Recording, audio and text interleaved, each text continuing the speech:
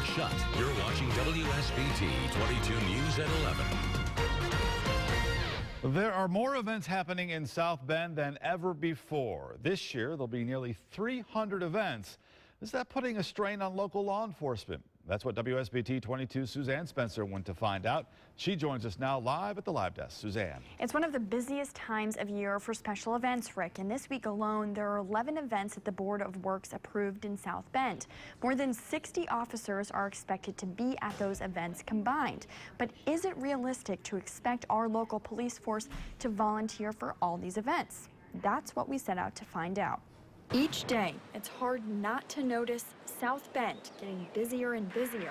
And the trend is in our favor. The trend of going up in people and events. There are so many more events in recent years than there have been in the past. It really shows a renewed interest in South Bend. In 2 years, there are 70% more events happening in South Bend. Every event approved by the Board of Works goes to the South Bend Police Department. They look at the individual event plan and decide how many officers should work for safety reasons. Every time someone wants to host an event in South Bend, the police department has to decide how many officers would make that event safe.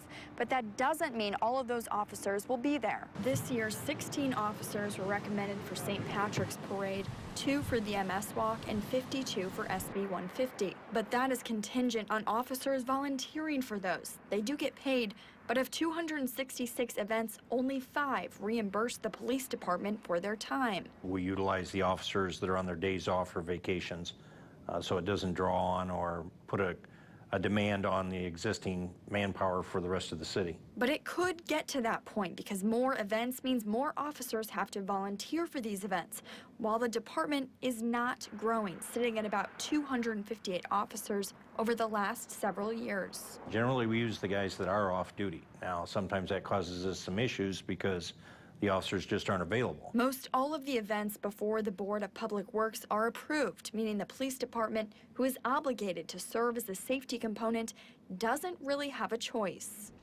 It's important to point out law enforcement is not required for every type of event. Many events registered with the Board of Works don't need police officers. Some local leaders I talked with said what this means, though, is that event coordinators need to utilize bike paths, parks, and other areas in the city that don't need a strong police presence, or call on private security companies as an alternative.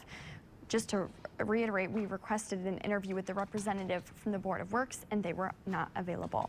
At the live desk, Suzanne Spencer, WSBT 22 News. Suzanne, thank you.